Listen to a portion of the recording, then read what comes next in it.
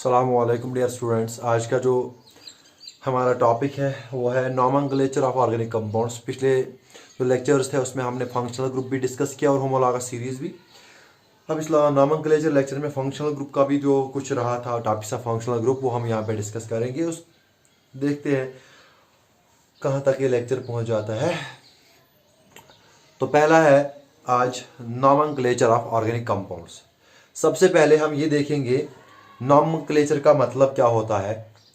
Nomenclature का simple मतलब होता है असाइनमेंट ऑफ नेम्स, यानी जो हमारे पास कंपाउंड होते हैं उनको नाम देना। क्योंकि हम यहाँ पे नॉमेनक्लेचर ऑफ ऑर्गेनिक कंपाउंड्स पढ़ते हैं तो इसका मतलब हुआ the assignment of names. The assignment of names किनको? To the organic compounds. समझ आया? इसको हम बोलेंगे नॉमेनक्लेचर। तो यहां पे मैं लिखूंगा द असाइनमेंट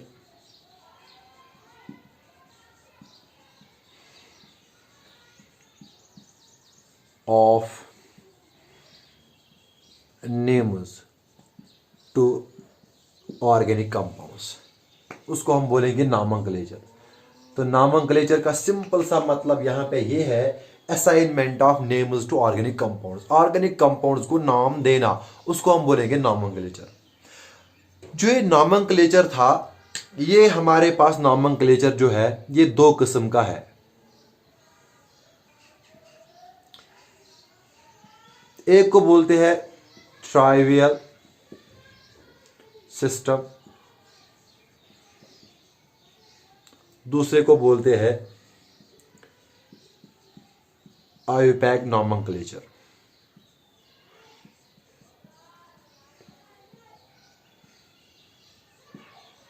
एक को बोलते ट्राइवियल सिस्टम ऑफ नॉमेनक्लेचर, दूसरे को बोलते हैं आईयूपैक नॉमेनक्लेचर। ठीक है, ये हमारे पास दो टाइप के नॉमेनक्लेचर के टाइप्स होते हैं। अब ट्राइवियल में क्या होता है और आईयूपैक में क्या होता है वो हम देखेंगे। ये जो ट्राइवियल सिस्टम ऑफ नॉमेनक्लेचर है, ये समझो आप, ये क्या था? ये था ओल्डेस्ट सिस्टम। ठीक है, पुराना system, oldest system of naming organic compounds. जो ऑर्गेनिक कंपाउंड्स पुराने ज़माने में डिस्कवर होते थे, फिर उनको नाम दिया जाता था। तो ओल्डेस्ट, जो उस वक्त वो ओल्डेस्ट तरीका था, उसको हम बोलते हैं ट्राइवियल सिस्टम। इसका क्या मतलब है, किस तरीके से वो नाम देते थे? देखो, आमतौर पर जो कंपाउंड डिस्कवर हुआ था उसको नाम देते थे। कोई पर्टिकुलर कोई सिस्टम नहीं था, कोई पर्टिकुलर सेट ऑफ रूल्स नहीं था कि उन रूल्स के बुनियाद पर, उस सिस्टम के बुनियाद पर हम इनको वो नाम देते। ये जो सिस्टम था, इसमें जो कंपाउंड डिस्कवर हुआ था, फिर इनको नाम वगैरह वो अलॉट करते थे। यूजुअली जनरली मैं बात कर रहा हूं, generally on the basis of source. Generally source के बुनियाद पर ये उनको नाम देते थे। हर वक्त सोर्स के बुनियाद पर नहीं नाम देते थे। मैंने बोला जनरली, आमतौर पर ये सोर्स के बुनियाद पे, कोई जनरल सिस्टम नहीं था, कोई सेट ऑफ रूल्स डिफाइन नहीं था जिन रूल्स की वजह से इनको ये नाम देते। तो कोई कंपाउंड डिस्कवर हुआ, उसको नाम असाइन करते, नाम अलॉट करते। किस बुनियाद पे करते? आमतौर पर सोर्स के बुनियाद पे करते, या किसी और बुनियाद पे भी वो नाम कर सकते थे। तो जो वो नाम देते थे वो था ट्राइवियल सिस्टम ऑफ नॉमेनक्लेचर। ठीक है, जैसे मैं आपको यहां पे कुछ एग्जांपल्स दूंगा। हमारे पास एक एग्जांपल है एसिटिक एसिड। एसिटिक एसिड जो है ये एक कंपाउंड है, इसकी फॉर्मूला CH3COOH। ठीक है, आगे हम पढ़ेंगे इसको क्या बोलते हैं, लेकिन यहां पे एसिटिक एसिड एक कंपाउंड है। एसिटिक एसिड ये कॉमन नेम है, ये कोई आईयूपैक नेम नहीं है। इसको किस बुनियाद पे नाम पड़ा? इसको नाम पड़ा, देखो, एसिटिक एसिड डिराइव हुआ है, एक नाम है एसिटम। ये लैटिन वर्ड है। ठीक है, लैटिन वर्ड एसिटम से एसिटिक एसिड डिराइव किया है। इस एसिटम का मतलब क्या होता है? इस एसिटम का मतलब होता है विनेगर। ठीक है, तो देखा गया जो ये एसिटिक एसिड होता है, it is an important constituent of vinegar. सिरका जो होता है, विनेगर सिरके को बोलते हैं, सिरका जो होता है सिरके का एक अहम जुज, एक अहम कंपोनेंट एसिटिक एसिड होता है। तो इस विनेगर को लैटिन में एसिटम कहा करते थे और इसी के बुनियाद पर उस एसिड को नाम पड़ा एसिटिक एसिड। यानी किस में होता है, इस बुनियाद पर इसका नाम पड़ा एसिटिक एसिड। ठीक है, जे इसी तरीके से वो नाम देते थे। एक और एग्जांपल मैं आपको यहां पे दूंगा, फॉर्मिक एसिड। फॉर्मिक एसिड जो है इसका किस मतलब किस पे इसका नाम पड़ा फॉर्मिक एसिड? इसको नाम पड़ा फॉर्मिकस। फॉर्मिकस एक ग्रीक वर्ड है, फॉर्मिकस। फॉर्मिकस एक ग्रीक वर्ड है। इस फॉर्मिकस वर्ड से इस फॉर्मिक एसिड ये नाम पड़ा। फॉर्मिकस का मतलब होता है रेड ऑन्ट्स, यानी रेड ऑन्ट्स जो सिटिंग करती है वो फॉर्मिक एसिड। ठीक है, फॉर्मिक एसिड वो देती है, फॉर्मिक एसिड वो सिटिंग करने के वक्त वो छोड़ती है। तो इसका मतलब फॉर्मिकस जो है, इसका मतलब ग्रीक में होता है रेड ऑन्ट्स। तो इसके बुनियाद पे इनसे वो हासिल किया जाता था एसिड, उसको नाम पड़ा फॉर्मिक एसिड। तो ये था सोर्स के बुनियाद पर। ठीक है, इसी तरह ये नाम आपने सुना होगा यूरिक एसिड, इसको नाम पड़ा यूरिन से। ठीक है ना। इसी तरह से वुड सुप्रिट, जिसको हम मिथाइल अल्कोहल बोलते हैं, वुड सुप्रिट। वुड सुप्रिट जो है, वुड सुप्रिट जिसको हम आज मिथाइल अल्कोहल बोलते हैं, ये मिथाइल अल्कोहल भी कॉमन नेम ही है। ये हासिल होता था by the destructive distillation of wood. Wood spirit हासिल by the destructive distillation of wood, इसी को बोलते हैं मिथाइल अल्कोहल। ये किस तरह, क्यों इसको फिर नाम पड़ा मिथाइल अल्कोहल?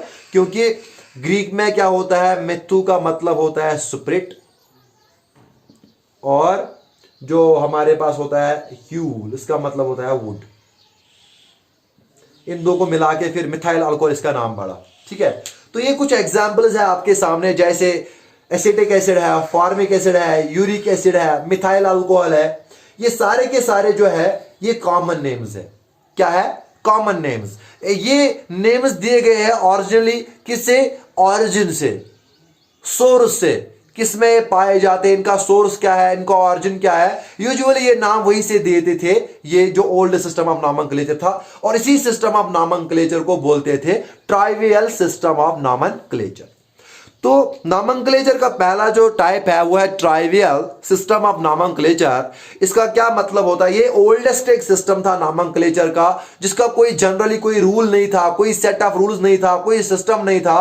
वो डिस्कवर होते थे कंपाउंड्स, उनको नाम देते थे। जनरली वो उनके सोर्स से नाम देते थे। जिसे मैंने आपको यहां पे बोला, एसिटम से एसिटिक एसिड निकला, यहां से फॉर्मिकस से फॉर्मिक एसिड निकला, यूरिन से यूरिक एसिड। इसी तरह मिथाइल अल्कोहल जो है wood spirit destructive distillation wood से। सोर्स के बुनियाद पे, ऑरिजिन के बुनियाद पे, या किस में पाया जाता है ज्यादा, उसके बुनियाद पे इनके नाम दिए जाते थे ट्राइवियल सिस्टम ऑफ नॉमेनक्लेचर में। तो ये था पहला सिस्टम ऑफ नॉमेनक्लेचर, जिसको हम बोलते हैं ट्राइवियल सिस्टम ऑफ नॉमेनक्लेचर, या इसको बोलते हैं कॉमन नेम्स। और जो ये नाम्स, जो ये नेम्स हमने यहां पे दिए, नेम्स जो यहां पे मिले, इनको बोलते हैं कॉमन नेम्स। यानी कॉमन नेम ऑफ एसिटिक, ये कॉमन नेम है। किसका ये कॉमन नेम है? इथेनॉइक एसिड, वो हम बाद में पढ़ेंगे। इथेनॉइक एसिड का कॉमन नेम है। इस तरह से फॉर्मिक एसिड का, ये फॉर्मिक एसिड ये भी कॉमन नेम है। किसका? मेथनॉइक एसिड। समझ आया? इसी तरह से एक सारे कॉमन नेम्स, इनको ट्राइवियल सिस्टम ऑफ नॉमेनक्लेचर से जो नाम हम नेम्स अलॉट करते थे, नाम देते थे, उनको हम बोलते थे कॉमन नेम्स। ठीक है, common names of the organic compounds. तो ये था पहला system of nomenclature, trivial system of nomenclature. Clear? Very good. अब इसके बाद हमारे पास आता है दूसरा सिस्टम ऑफ नॉमेनक्लेचर। हाँ, वो है आयुपैक सिस्टम ऑफ नॉमेनक्लेचर। अब देखो उसमें क्या होता है।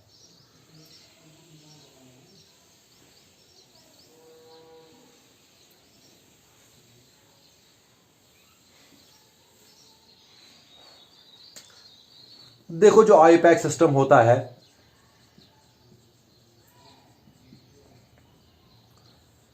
IUPAC का मतलब international union of pure and applied chemistry, ठीक है।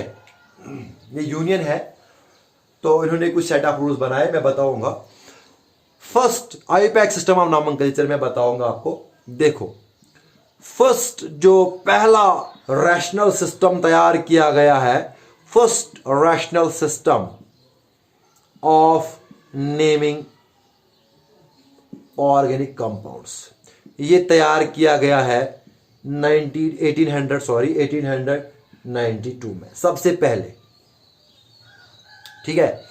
सबसे पहले पहला सिस्टम, पहला एक ऐसा सिस्टम जिनमें हम कुछ सेट ऑफ रूल्स जिसमें डिफाइन थे, जिसमें हम जो ऑर्गेनिक कंपाउंड्स हमारे पास होते थे उनको हम नाम दे सकते थे, उनको हम नेमिंग कर सकते थे, ठीक है। वो कब आया? 1892 में, सबसे पहले, ठीक है।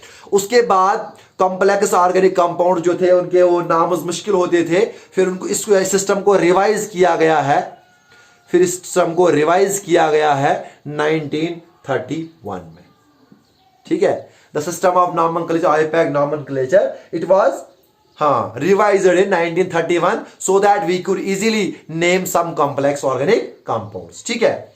अब इसके कुछ क्या फीचर्स है, इसकी अहमियत क्या है, तो इसके लिए मैं आपको सबसे पहले कुछ सैलिएंट फीचर्स 2-3 बताऊंगा, जिससे आपको पता चलेगा कि ये जो IUPAC नॉमेनक्लेचर है ये क्यों दिया गया है। पहला पॉइंट जो है इसमें सैलिएंट फीचर में, वो ये है कि जो भी कोई ऑर्गेनिक कंपाउंड आपको मिलता, उसको एक ही नाम हम दे सकते थे, मतलब एक ही नाम, एक कंपाउंड का एक ही नाम होता, ठीक है। तो यहां पे मैं लिखूंगा a given organic compound can be assigned, हर जगह में can be assigned only one name। जब किसी का कोई एक ही नाम होता है तो कोई कंफ्यूजन अराइज नहीं होता है, वरना क्या होता है कॉमन नेम्स में अलग अलग जगह पे अलग अलग उनके नाम होते हैं, है ना। अब जब इंटरनेशनल लेवल पे एक ऐसा नॉमेनक्लेचर, एक ऐसा सिस्टम तैयार किया गया है जिससे क्या है पूरे वर्ल्ड में इस कंपाउंड का एक ही नाम रहेगा, तो इसका मतलब इसका पहला सैलेंट फीचर यही तो रहेगा कि ये जो ऑर्गेनिक कंपाउंड है इसको हम एक ही नाम असाइन कर सकते हैं, it can be assign only one name, और इससे कोई कंफ्यूजन, ये टू अवॉइड द कंफ्यूजन, ठीक है। दूसरा जो है वो ये है, जो नाम हम कंपाउंड को देंगे, कोई हमने नाम दिया, वो रिप्रेजेंट करता एक मॉलिक्यूलर स्ट्रक्चर, यानी कोई कंपाउंड है उसका कोई स्ट्रक्चर है, कोई मॉलिक्यूलर स्ट्रक्चर, उस मॉलिक्यूलर स्ट्रक्चर का भी एक ही नाम रहता, उस स्ट्रक्चर के कोई और नाम नहीं होता, ठीक है। तो इसका मतलब नेम ऑफ ऑर्गेनिक कंपाउंड जो है वो क्या हमें देता, वो भी हमें देता ओनली मॉलिक्यूलर स्ट्रक्चर।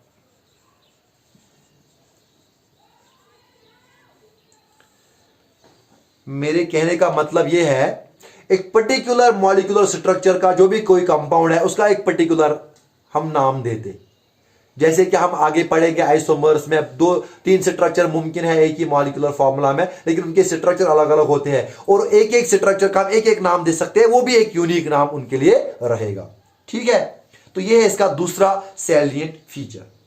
तीसरा, ये जो नॉमेनक्लेचर है ये हम यूज कर सकते हैं किसमें, to name complex organic compounds, to name जो हमारे पास कॉम्प्लेक्स ऑर्गेनिक कंपाउंड्स होते, कॉम्प्लेक्स ऑर्गेनिक कंपाउंड्स, उनको नाम देने के लिए, उनको नेमिंग करने के लिए हम इस IUPAC सिस्टम को इजीली अप्लाई कर सकते हैं, ठीक है।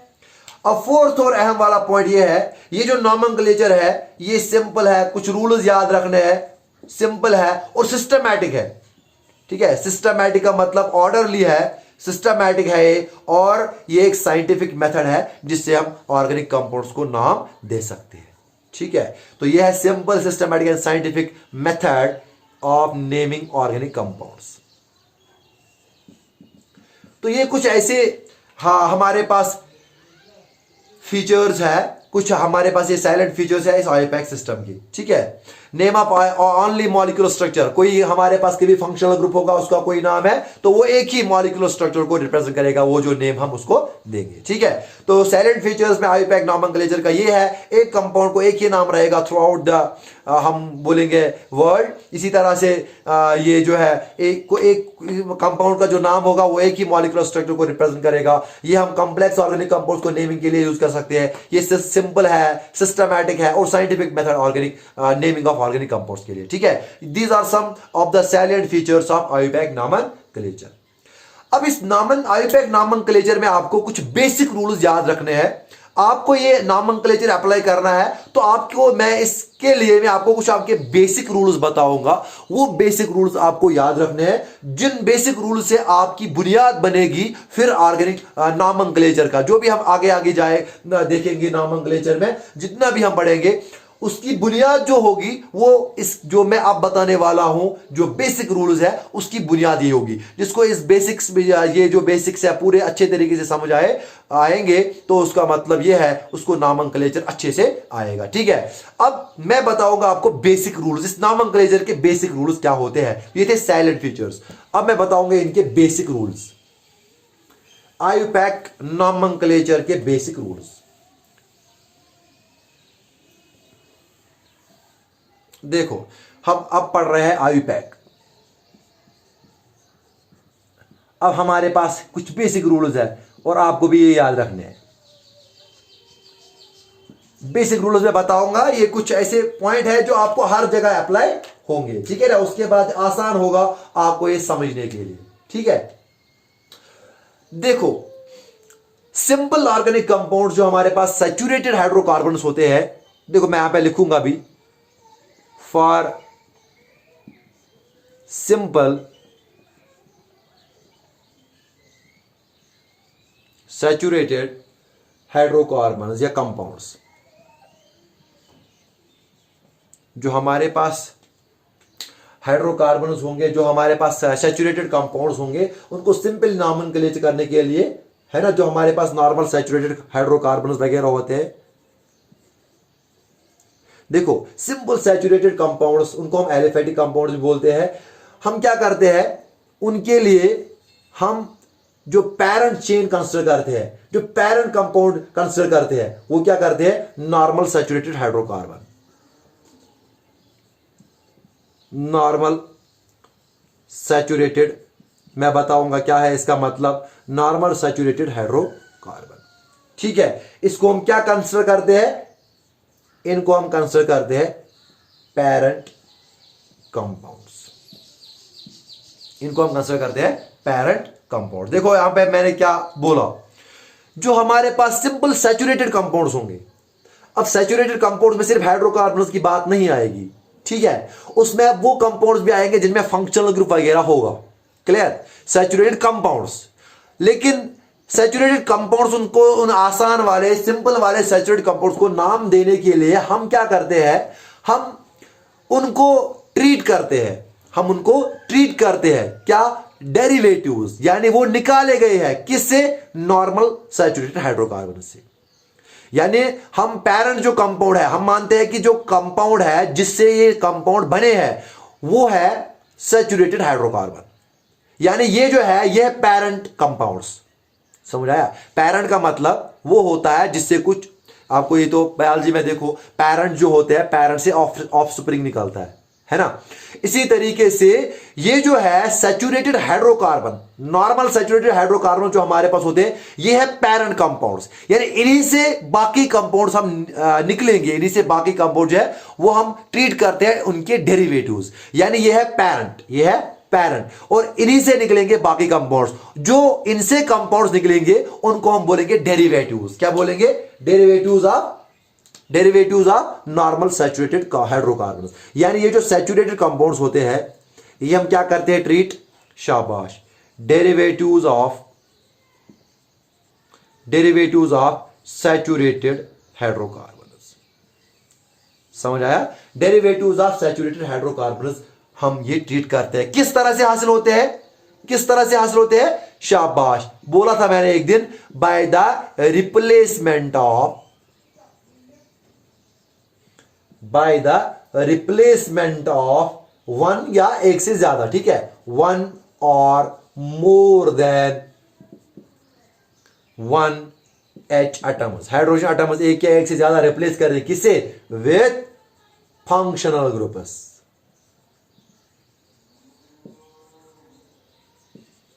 देखो मैं आपको ये एग्जांपल के तौर से समझाऊंगा। सपोज करो हमारे पास है CH3CH2OH, ये कंपाउंड है, ये इसका फंक्शनल ग्रुप है।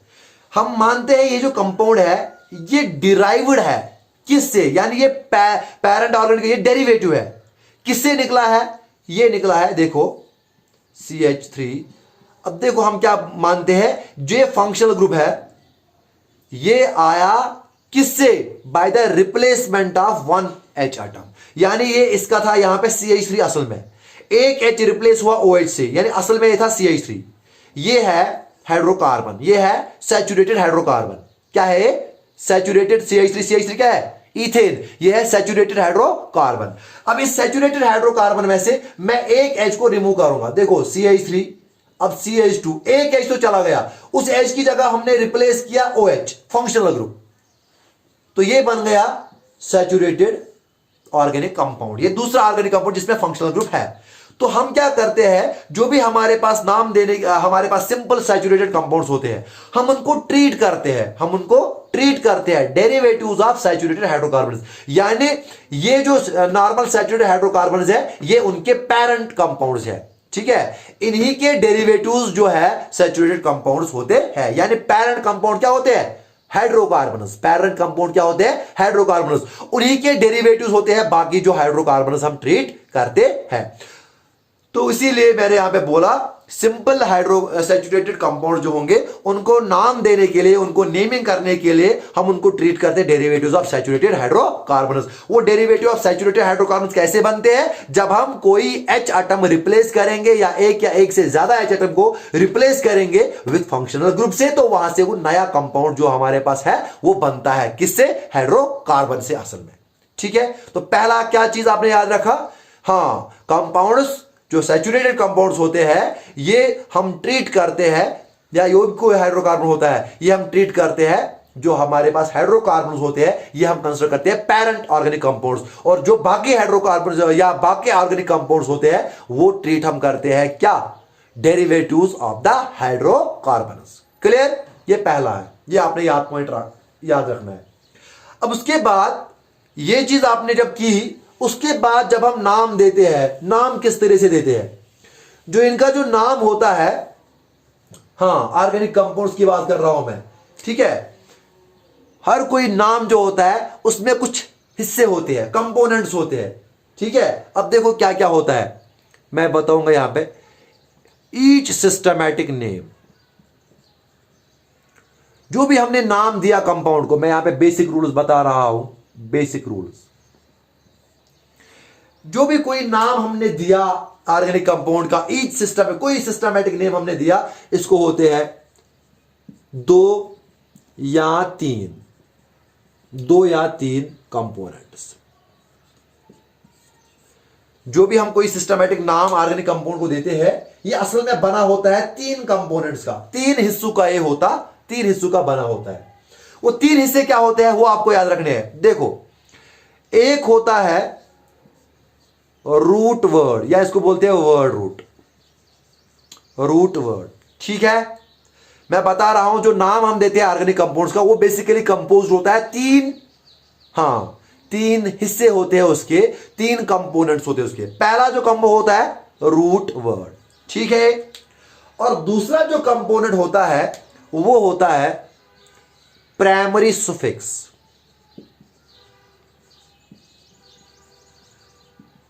ठीक है, और तीसरा जो होता है वो होता है सेकेंडरी सुफिक्स।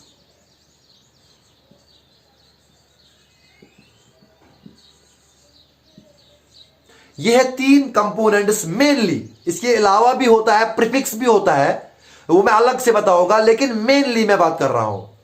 देखो इसके अलावा मैं बोल रहा हूं कभी कभी प्रीफिक्स भी होता है नॉमेनक्लेचर में, नाम में, लेकिन बेसिकली जो एक नाम जो हमने दिया इसी ऑर्गेनिक कंपाउंड्स का वो असल में तीन हिस्सों में बटा होता है मेजरली। ठीक है, एक क्या होता है रूट वर्ड, दूसरा होता है प्राइमरी सुफिक्स और तीसरा होता है सेकेंडरी सुफिक्स।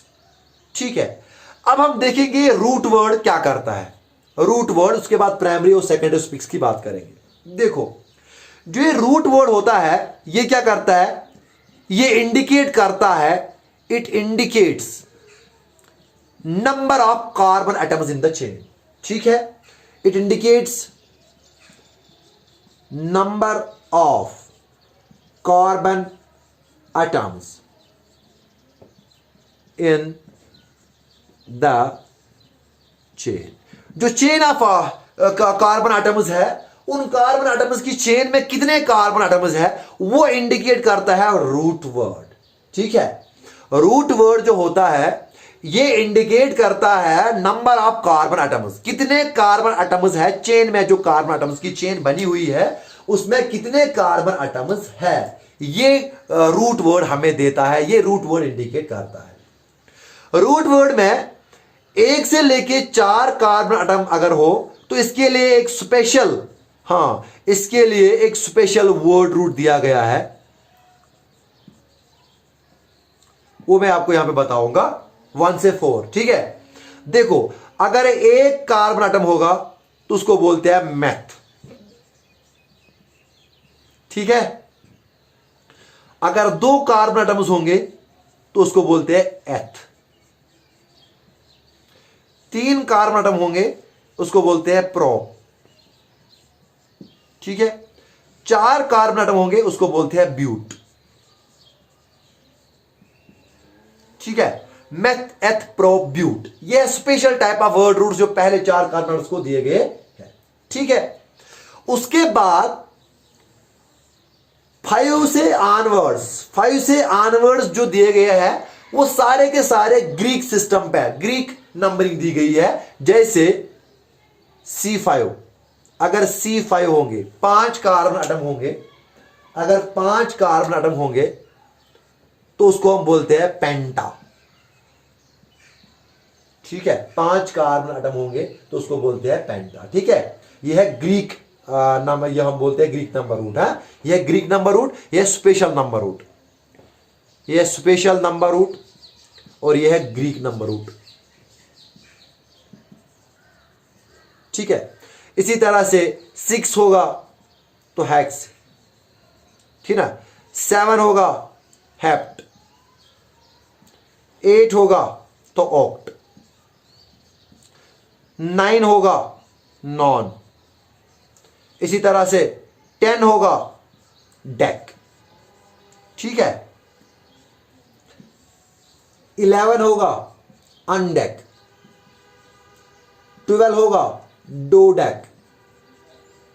ठीक है, 13 होगा ट्राइडेक, टेट्राडेक, पेंटाडेक, हेक्साडेक। ठीक है, इसी तरह से अगर 20 होगा, अगर 20 होगा इसको बोलते हैं इकोस। 20 को नंबर रूट को क्या बोलते हैं, इकोस। समझ आया। इसी तरह से अगर 30 होगा, 30 को हम बोलते हैं ट्राई एकॉट, ट्राइकॉट, टेट्राइकॉट, पेंटाइकॉट, 40 को 50 को। ठीक है, मुझे वो नहीं बोलना है, लेकिन मैं आपको ये बता रहा हूं कि पहला जो कंपोनेंट होता है वो होता है रूट वर्ड। ये क्या इंडिकेट करता है, ये इंडिकेट करता है कि कितने कार्बन एटम्स है चेन में। पहले 1 से लेके 4 तक स्पेशल नंबर रूट दिया गया है, 1 2 3 4, मेथ एथ प्रो ब्यूट। उसके बाद ग्रीक नंबर रूट यूज किया गया है 5 के लिए पेंट, फिर 6 के लिए हेक्स, इसी तरह हेप्ट, ऑक्ट, नॉन डेक, फिर 11 जो है हमारे पास उसके लिए अनडेक, 12 के लिए डोडेक और 20 के लिए इसी तरह से फिर जाएगा ट्राइडेक, टेट्राडेक वगैरह। ठीक है, 20 के लिए इकोस, 30 के लिए ट्राइकॉट। तो ये है स्पेशल जो हमने वर्ड रूट्स यूज किए हैं जो ये इंडिकेट करेंगे कि कितने कार्बन एटम्स प्रेजेंट होंगे एक कार्बन चेन में। क्लियर यहां तक? Very good. तो ये था पहला कंपोनेंट जिसको हम बोलते हैं रूट वर्ड। और क्या रूट वर्ड यूज करते हैं वो मैंने आपको यहां पे बताया, बेसिक बता रहा हूं। ठीक है, अब दूसरा जो है उसमें मैंने आपको बोला है प्राइमरी सुफिक्स, उसमें मैंने आपको बोला है प्राइमरी सुफिक्स।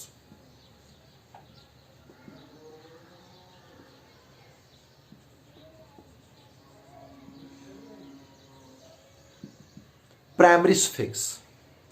प्राइमरी सुफिक्स में हम क्या करते हैं, ये किस लिए हम ऐड करते हैं? देखो, ये जो प्राइमरी सुफिक्स है किस लिए ऐड करते हैं? दीज आर एडेड किस लिए? टू शो सैचुरेशन और अनसैचुरेशन, टू शो सैचुरेशन और अनसैचुरेशन इन चेन। यानी जो कार्बन चेन है, क्या उसमें सिर्फ सिंगल बॉन्ड्स प्रेजेंट है या उसमें डबल या ट्रिपल बॉन्ड्स भी प्रेजेंट है? ये प्राइमरी फिक्स हमें, प्राइमरी सुफिक्स जो हम यूज करते हैं, ये इसका काम है। तो इसका मतलब पहले वर्ड रूट हमने दिया, यूज किया, वो हमें देता है कितने कार्बन एटम्स है। उसके बाद दूसरा जो चीज है प्राइमरी सुफिक्स जो है, ये हमें देता है कि जो कार्बन एटम्स अब आपस में जुड़े हैं, क्या उनके दरमियान वो सैचुरेशन है या वो सैचुरेटेड है या अनसैचुरेटेड, या उनके दरमियान सारे सिंगल बॉन्ड्स है या कोई डबल बॉन्ड भी है, ट्रिपल बॉन्ड है। तो वही सैचुरेशन यानी सिंगल बॉन्ड्स या अनसैचुरेटेड डबल या ट्रिपल बॉन्ड्स बताने के लिए कार्बन चेन में, उसके लिए हम यूज करते हैं प्राइमरी सुफिक्स। उसके लिए हम यूज करते हैं प्राइमरी सुफिक्स। ठीक है, तो प्राइमरी सुफिक्स किस लिए हम ऐड करते हैं? इट इज यूज्ड या it is added to the word root to show the saturation और अनसैचुरेशन इन द चेन। यानी जो कार्बन चेन बनी है, क्या उसमें सिर्फ सिंगल बॉन्ड्स प्रेजेंट है या डबल बॉन्ड ट्रिपल बॉन्ड भी कहीं पे प्रेजेंट है, वो हम दिखाते हैं किससे? प्राइमरी सुफिक्स से। अब किस तरह से वो मैं आपको यहां पे बताऊंगा। देखो, अगर यहां पे लिखूंगा मैं, अगर सिर्फ सिंगल बॉन्ड्स प्रेजेंट थे, शाबाश, अगर सिर्फ सिंगल बॉन्ड्स प्रेजेंट थे, ठीक है, उसको हम सुफिक्स ऐड करते हैं ANE। उसको हम सुफिक्स क्या करते हैं? Add ANE। समझ आया? वर्ड रूट अगर सिर्फ सिंगल बॉन्ड्स प्रेजेंट थे यानी सैचुरेटेड थे, क्या थे? सैचुरेटेड। ठीक है ना, सैचुरेटेड थे यानी सिर्फ सिंगल बॉन्ड्स प्रेजेंट थे, तो उस कंपाउंड को हम सुफिक्स में ऐड करते हैं एन। और उन कंपाउंड्स को बोलते हैं, बोला भी है एक बार, उनको बोलते हैं अल्केन्स। ठीक है ना, उनको क्या बोलते हैं? अल्केन्स। क्लियर? शाबाश।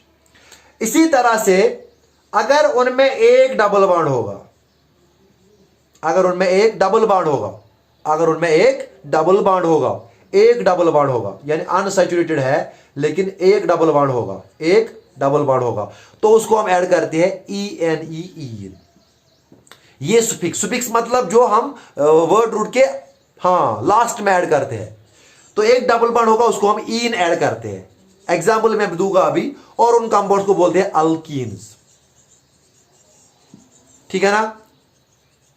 इसी तरह से अगर एक ट्रिपल बॉन्ड प्रेजेंट होगा अनसैचुरेटेड, उसमें हम YNE हम ऐड करते हैं और उनको बोलते हैं अल्काइन्स। ठीक है ना। अब मैं पहले आपको इनकी एग्जांपल्स दूंगा, उसके बाद मैं आपको इससे आगे थोड़ा सा बताऊंगा। एग्जांपल दूंगा CH। देखो C है, दो है तो हो गए एथ, ये हो गए एथ।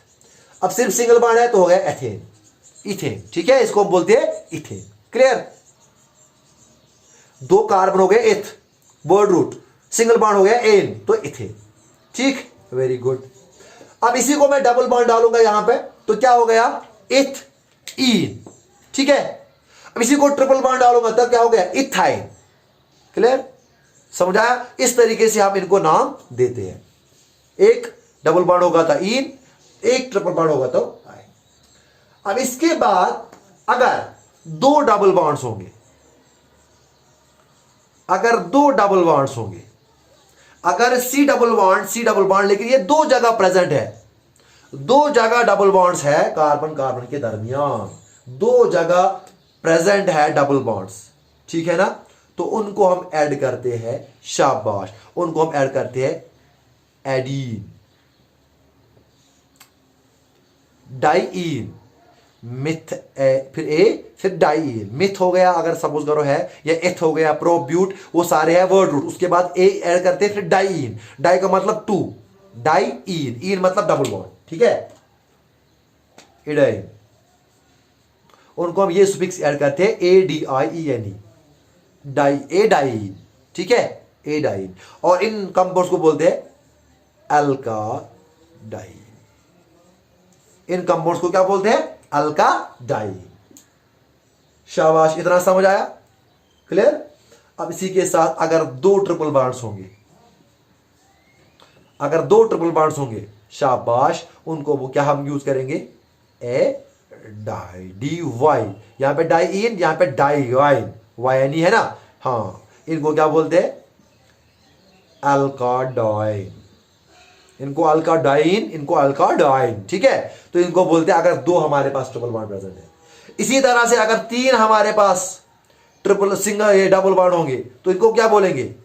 इसको करेंगे ऐड एट्राइन, और इनको बोलेंगे एल्काट्राइन, ठीक है? इस तरह से कंपाउंड्स हमारे पास है। सैचुरेशन दिखाने के लिए क्या सिंगल बॉन्ड्स है डबल बॉन्ड्स है, उसके लिए हम ये प्राइमरी स्पिक्स यूज करते हैं। सिर्फ सिंगल बॉन्ड्स है तो एन, एक डबल बॉन्ड है तो इन, एक ट्रिपल बॉन्ड है तो आइन, दो डबल बॉन्ड है तो एडाइन, इसे आइडाइन, इसी तरह से एडाइन, दो ट्रिपल बॉन्ड होने के लिए और तीन डबल बॉन्ड होने के लिए एट्राइन, तो इनको बोलते हैं अल्केन्स, अल्कीन्स, अल्काइंस, एल्काडाइंस, एल्काडाइन, एल्काडाइन, एल्काडाइन और एल्काट्राइन्स, ठीक है? इसी तरह से और 4 5 6 वो भी हम यूज कर सकते हैं, देख सकते हैं। तो ये है प्राइमरी सुफिक्स। तो अब आपको पता चला प्राइमरी सुफिक्स क्या दिखाता है? असल में सैचुरेशन। क्या ये सैचुरेटेड है या अनसैचुरेटेड? क्या इसमें सिर्फ सिंगल बॉन्ड्स है या डबल बॉन्ड या ट्रिपल बॉन्ड भी प्रेजेंट कार्बन चेन में है, ठीक है? तो वर्ड रूट आपने देखा या रूट वर्ड आपने देखा, वो देता है कार्बन एटम्स चेन में। दूसरा प्राइमरी सुफिक्स देता है क्या इसमें डबल बॉन्ड या ट्रिपल बॉन्ड या सिंगल बॉन्ड ही प्रेजेंट है चेन में।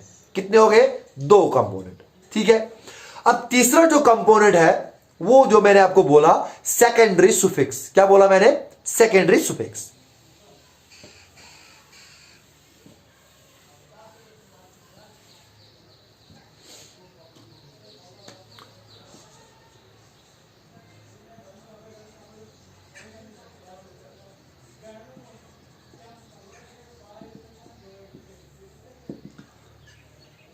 शाबाश। अब सेकेंडरी सुफिक्स किस लिए हम यूज करते हैं, ये अहम चीज है। सेकेंडरी सुफिक्स देखो, सेकेंडरी सुफिक्स जो होता है ये ऐड होते हैं, हाँ, एडिड किस लिए? हाँ, इसी के साथ जो नाम हमने दिया एडिड किसके लिए? To indicate. अब क्या बचा इंडिकेट करना? Functional group. Very good. To indicate a particular functional group.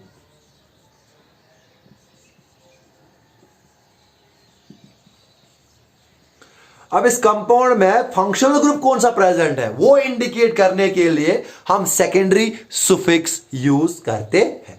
यानी word root, number of carbon atoms, उसके बाद सैचुरेशन के लिए प्राइमरी सुफिक्स, उसके बाद सेकेंडरी सुफिक्स हम यूज करते हैं जो हम ऐड करते हैं to indicate the particular functional group. एक पर्टिकुलर फंक्शनल ग्रुप को इंडिकेट करने के लिए हम सेकेंडरी सुफिक्स यूज करते हैं। अब सेकेंडरी सुफिक्स हम किस तरह से यूज करते हैं वो मैं आपको यहां पे बताऊंगा। उसके लिए मैं थोड़ा सा आपको फंक्शनल ग्रुप के बारे में बताऊंगा, क्योंकि मैंने आपको फंक्शनल ग्रुप आपको पढ़ाया है, लेकिन आप अलग अलग किस्म के वो फंक्शनल ग्रुप्स वगैरह बताऊंगा, ठीक है? अब मैं यहां पे आपको बताऊंगा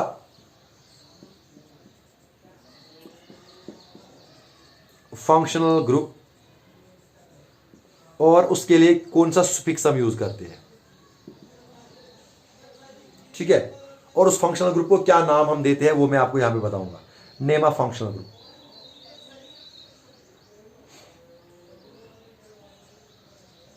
नेम यहां पे बताऊंगा, फंक्शनल ग्रुप की स्ट्रक्चर में बताऊंगा यहां पे किस किस का बना है और नेम उसका यहां पे बताऊंगा, ठीक है? और सुफिक्स क्या ऐड करते हैं। पहले मैं स्टार्ट करूंगा, पहला मैं स्टार्ट करूंगा अल्कोहलिक ग्रुप। शाबाश। क्या होता है alcoholic group? Alcoholic group functional group होता है, वो होता है OH ग्रुप। यानी फंक्शनल ग्रुप OH ग्रुप जो है वो है अल्कोहलिक ग्रुप। क्या होता है? इसके लिए हम सुफिक्स जो यूज करते हैं वो करते हैं OL ऑल। हाँ, आगे जब मैं कंपाउंड्स की एग्जांपल दूंगा वहां पे मैं ये सारी चीजें यूज करूंगा, ठीक है? अब अभी याद रखो फंक्शनल ग्रुप के लिए आप सुफिक्स ऐड करते हैं। हाँ, अगर हमारे पास अल्कोहल फंक्शनल ग्रुप है कंपाउंड में तो उसके लिए हम सुफिक्स यूज करते हैं OL ऑल, ठीक है ना? Very good. उसके बाद दूसरा जो हमारे पास फंक्शनल ग्रुप है उसको हम बोलते हैं aldehyde group. Aldehyde group, aldehyde group. अब ये अल्डिहाइड ग्रुप जो होता है ये क्या होता है? ये क्या ग्रुप होता है। ये होता है इस तरह से CHO ग्रुप। इसका स्ट्रक्चर अगर मैं यहाँ पे बनाऊं C+O, यहाँ पे H, इस तरह से यहाँ से हमारे पास ये एक लिंक होता है चेन के साथ। ठीक है, ये होता है अल्डिहाइड ग्रुप। क्या होता है, इसके लिए जो सफिक्स यूज करते हैं वो करते हैं AL अल, उसके लिए OL ऑल, इसके लिए AL अल। ठीक है ना। अल्कोहलिक ग्रुप OH ग्रुप के लिए क्या OL ऑल। अल्डिहाइड ग्रुप होता है CHO ग्रुप, इसके लिए क्या है सफिक्स यूज करते हैं AL अल। ठीक है ना, शाबाश। इसी के साथ हमारे पास जो होता है वो होता है कीटोन ग्रुप। Minute marker.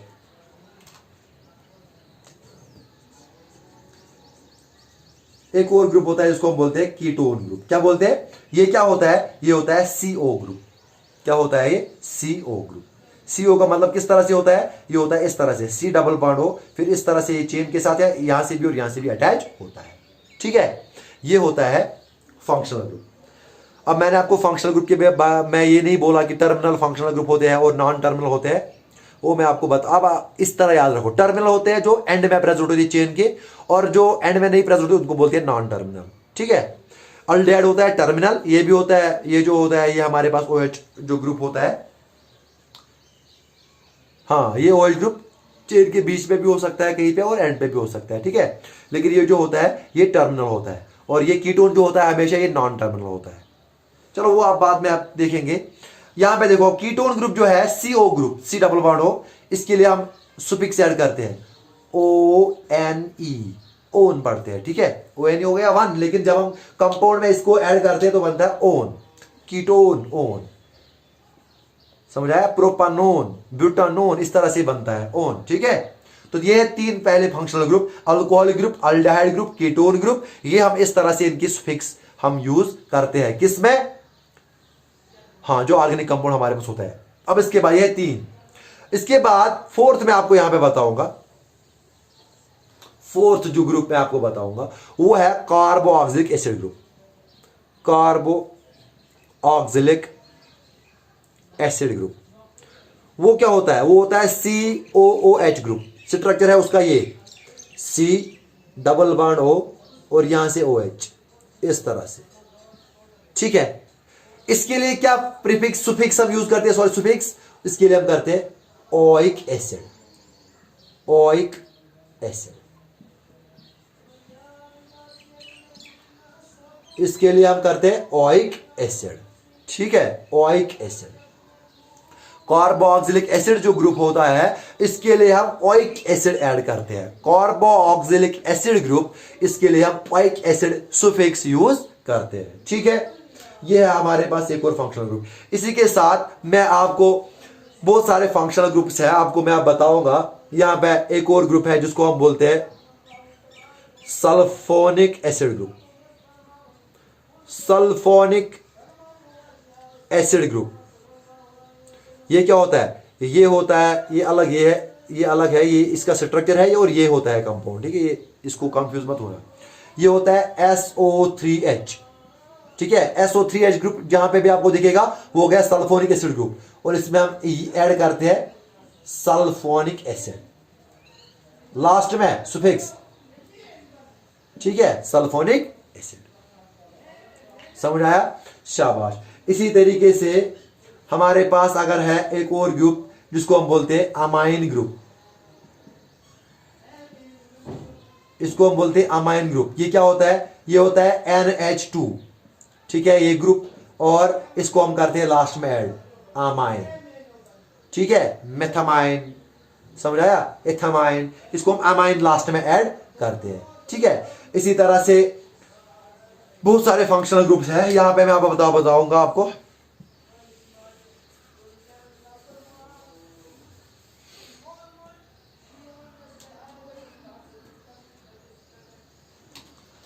देखो यहां पे अभी तक यहां पे मैंने बोला अमाइन ग्रुप, अब अमाइन ग्रुप के साथ मैं बताऊंगा हाँ नाइट्राइल। ठीक है, कार्बोनाइट्राइल हम उसको बोलते हैं, या नाइट्राइल उसका हम नाम बोलते हैं CN। ये होता है CN ग्रुप, इसको बोलते हैं नाइट्राइल, इसको बोलते हैं नाइट्राइल ग्रुप। CN होता है एक फंक्शनल ग्रुप, इसको बोलते हैं नाइट्राइल ग्रुप। क्या बोलते हैं? ठीक है, इसमें हम ऐड करते हैं नाइट्राइल, नाइट्राइल। ठीक है, कार्बोनाइट्राइल इसको बोलते हैं ना, हाँ कार्बोनाइट्राइल। कार्बोनाइट्राइल ग्रुप होता है carbonitrile, carbon nitrogen, carbonitrile group होता है, इसको हम सुफिक्स ऐड करते हैं नाइट्राइल। ठीक है ना, नाइट्राइल CN फंक्शनल ग्रुप है, कार्बोनाइट्राइल यानी इसको हम क्या ऐड करते हैं? नाइट्राइल। ठीक है, अब इसी के साथ है हमारे पास एक और फंक्शनल ग्रुप जिसको हम बोलते हैं एस्टर ग्रुप। एस्टर ये होता है COOR। R क्या रिप्रेजेंट करता है? R रिप्रेजेंट करता है अल्काइल ग्रुप। अल्काइल ग्रुप मतलब हाइड्रोकार्बन में एक H निकला तो अल्काइल बनता है, अल्केन में से। ठीक है, अल्केन में से एक H निकला तो अल्काइल ग्रुप। R रिप्रेजेंट करता है अल्काइल ग्रुप, तो COR होता है ये होता है एस्टर, और यहां से भी अटैच होता है चेन के साथ। ठीक है, इसको हम लास्ट में ऐड करते हैं OAT, OATE, OAT। मैं सुफिक्स बता रहा हूं किसमें हम क्या ऐड करते हैं। ठीक है, अमाइन में अमाइन करते हैं, कार्बोनाइट्राइल ग्रुप में CN में नाइट्राइल ऐड करते हैं, एस्टर में करते हैं OAT। ठीक है, इसमें हम क्या करते हैं? OAT। जब हम नॉमेनक्लेचर पढ़ेंगे ना आगे, फिर आपको ये समझ आएगा ये OAT किस, ये जो सुफिक्स है किस तरह हम यूज करते हैं। लेकिन अभी आप सुफिक्स याद करो किस में कौन सा सुफिक्स यूज होता है। ठीक है, तो ये एस्टर ग्रुप, इसमें क्या यूज करते हैं? OAT। क्लियर? यहां पे R क्या रिप्रेजेंट करता है? Alkyl group. क्लियर? शाबाश। अब इसके बाद हमारे पास है एक और ग्रुप जिसको हम बोलते हैं अमाइड ग्रुप। अमाइड ये क्या होता है? ये इसी तरह से होता है C डबल बॉन्ड O, लेकिन यहां से होता है इसमें हाँ NH2। यहां से अमाइड ग्रुप होता है, लेकिन यहां पे होता है C डबल बॉन्ड O। इसमें होता है सिर्फ खाली NH2, चेन के साइड है, यहां पे होता है C डबल बॉन्ड O, उसके बाद NH2। ठीक है, इसको बोलते हैं अमाइड ग्रुप, और इसमें हम ऐड करते हैं अमाइड। ये समझ आया? इसमें हम लास्ट में ऐड क्या करते हैं? अमाइड। सुफिक्स ऐड करते हैं लास्ट में, जहां पे ये फंक्शनल ग्रुप होगा वहां पे हम ये अमाइड यूज करते हैं। इसी तरह से हमारे पास एसिड हैलाइड्स होते हैं, वहां पे हम एसाइल हैलाइड्स यूज करते हैं। तो चलो अभी आप बहुत सारा हो गया आपके लिए, आपके लेवल के हिसाब से। ये बहुत सारे फंक्शनल ग्रुप मैंने आपको बताए, अल्कोहल का बताया, अल्डिहाइड का बताया, कीटोन का बताया, कार्बोक्सिलिक एसिड का बताया, सल्फोनिक एसिड का बताया, और ये carboxylic acid, sulphonic acid, amine group बताया, कार्बोनाइट्राइल का बताया, ईस्टर का और अमाइड का। तो ये सारे ग्रुप्स के मैंने बताए कौन को ग्रुप क्या क्या होता है, यानी जो मैंने यहाँ पे बताया क्या ये फंक्शनल ग्रुप क्या होता है। जैसे मैंने बोला अल्कोहल ग्रुप होता है OH ग्रुप, ठीक है ना, अल्डिहाइड ग्रुप होता है CHO ग्रुप, कीटोन ग्रुप होता है CO ग्रुप, इस तरह से कार्बोक्सिलिक होता है COOH ग्रुप, सल्फोनिक एसिड होता है SO3H ग्रुप, ये होता है NH2 ग्रुप, ये होता है CN, ये होता है COR, ये होता है। ठीक है, इस तरह से होते हैं ये फंक्शनल ग्रुप्स, और ये इनके नाम है। ये सुफिक्स हम यूज करते हैं, ये सेकेंडरी सुफिक्स है ऑर्गेनिक कंपाउंड में। जब ये फंक्शनल ग्रुप प्रेजेंट होता है तो ये सेकेंडरी सुफिक्स वहां पे यूज करते हैं। एक वर्ड रूट यूज करते हैं, एक प्राइमरी सुफिक्स जो सैचुरेशन या अनसैचुरेशन दिखाता है, तीसरा सेकेंडरी सुफिक्स जो इंडिकेट करता है फंक्शनल ग्रुप। ठीक है ना। अब एक और मैं बताऊंगा, कभी आपको आएगा उसको मैं बताऊंगा। यहां पे एक और है जिसको हम बोलते हैं थायो अल्कोहल, जिसको हम बोलते हैं थायो अल्कोहल, ये होता है SH। सल्फर को बोलते हैं थायो, अल्कोहल था OH, अब SH बना थायो अल्कोहल, सल्फर का अल्कोहल। ठीक है, थायो अल्कोहल, समझाया। और इसको हम ऐड करते हैं लास्ट में थायोल, थायोल। ठीक है, तो ये थे कुछ सुफिक्स जो मैंने आपको बोले। तो ये मेन जो कोई भी नाम मैंने आपको बोला ऑर्गेनिक कंपाउंड्स का, it consist of 3 components. One is root word, number is primary suffix, and number 3 is secondary suffix. वो मैंने आपको सारे बताया अभी किस तरह से हम कौन कौन सा सुफिक्स यूज होता है, किसके लिए यूज होता है। अब किस तरह से हमें कंपाउंड्स में यूज करते हैं वो हम कंपाउंड्स में देखेंगे, लेकिन ये था बेसिक जो आपको याद रखना था, यही चीज फिर आगे यूज होगा। इसके अलावा मैं आपको नेक्स्ट लेक्चर में थोड़ा सा प्रीफिक्स के बारे में बताऊंगा, वो इंशाल्लाह नेक्स्ट लेक्चर में आपको बताऊंगा। Thank you very much.